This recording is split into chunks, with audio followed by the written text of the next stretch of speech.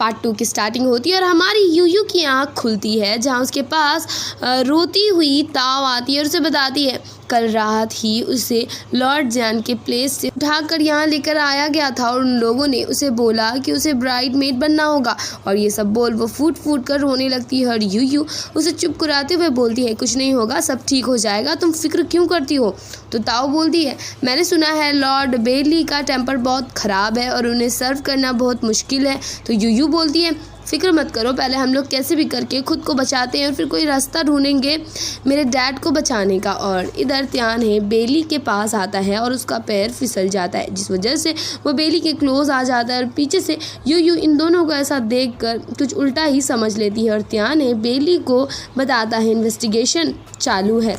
U U 6 महीने पहले फूजन city आई थी और वो बस एक सड़क छाप लड़की है और उसने अपना होम टाउन बचपन में ही छोड़ दिया है और मैंने कुछ लोगों को भेजा है उसके होम टाउन उसके बारे में पता लगाने के लिए। लेकिन मुझे लगता है वो एक मासूम लड़की है, पर उसे आपकी रियल आइडेंटिटी के बारे में भी पता चल गया है उस दिन जब उसने आपको उस पेंटर को मारते हुए देखा था। लेकिन मुझे डर है अगर आप उसे जिंदा छोड़ोगे तो वो किसी को इसके बारे में बता देगी। तो बेली बोलता है उसने उस दिन झूठ बोला था कि उसने कुछ भी नहीं देखा है, इस डर से कि मैं उसे कहीं जान से ना मार डालूं। तो त्याने बोलता है वो बहुत स्मार्ट है, वैसे क्या आपको लगता है हमें उसे पूरी स्टोरी बतानी चाहिए और उसकी गलतफहमी को दूर कर देना चाहिए।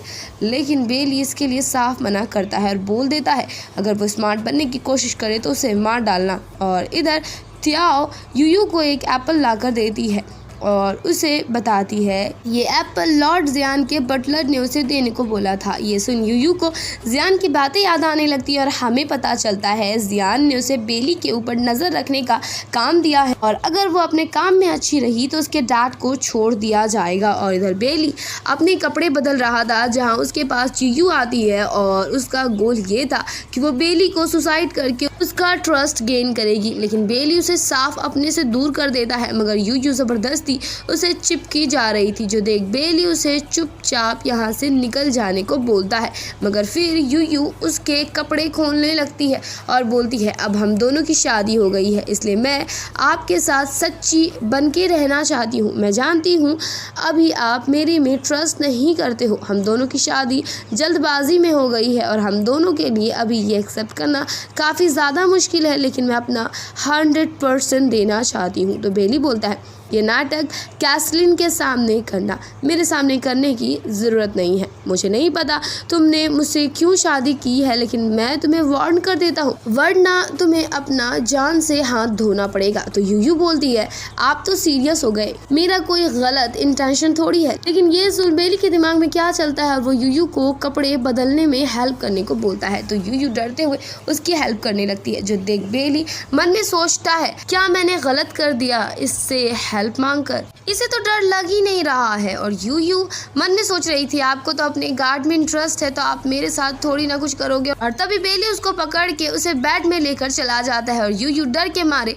अपनी आंखें बंद कर लेती है। लेकिन फिर बेली उठकर बोलता है मुझे तुम्हारे जैसे ओवर स्मार्ट लोग पसंद नहीं है, इसलिए अभी जो मैंने किया था वो तुम्हारी पनिशमेंट थी। तुम्हें पक्का कुछ फील हुआ होगा जब मैं तुम्हारे क्लोज गया हूँगा और इसे स्पेशल पॉइजन बोलते हैं। और ये सुन यूयू भड़क जाती है कि बेली ने उसे पॉइजन दे दिया, बट बेली बोलता है चिंता मत करो तुम इससे मरोगी नहीं, लेकिन जब जब तुम झूठ बोलोगी तब तब तुम्हारा दिल जोर जोर से धड़कने लगेगा। तो यूयू बोलती है मैं बहुत सालों से ट्रैवल कर रही हूँ लेकिन मैंने ऐसे पॉइजन के बारे में कभी नहीं सुना है। तो ये सुन बेली उसके क्लोज आ जाता है और बोलता है तब क्यों ना एक बार हम लोग ट्राई करके देखें। और अब हम लोग यूयू को खाना ठूसते हुए देखते हैं जहाँ पे वो वॉमिट करने की कोशिश कर रही थी और वो इसलिए बिकॉज उसे वो पॉइजन कैसे भी करके निकालना था। लेकिन पॉइजन कैसे निकलता जब बेली ने कोई पॉइजन दिया ही नहीं था।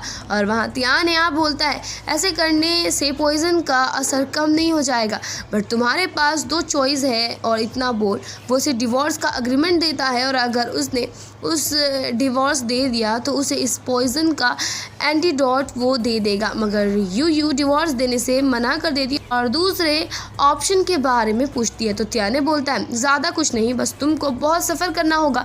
और अब नेक्स्ट सीन में हम यूयू को मार्केट में भागते हुए देखते हैं और वो भागकर पॉइजन ख़त्म करने की कोशिश कर रही थी और लोग उसे भागता हुआ देख सोच रहे थे बेचारी को अभी से ही कितना सफ़र करना पड़ रहा है, पति के होने के बावजूद वो इतना सफ़र करवा रहा है।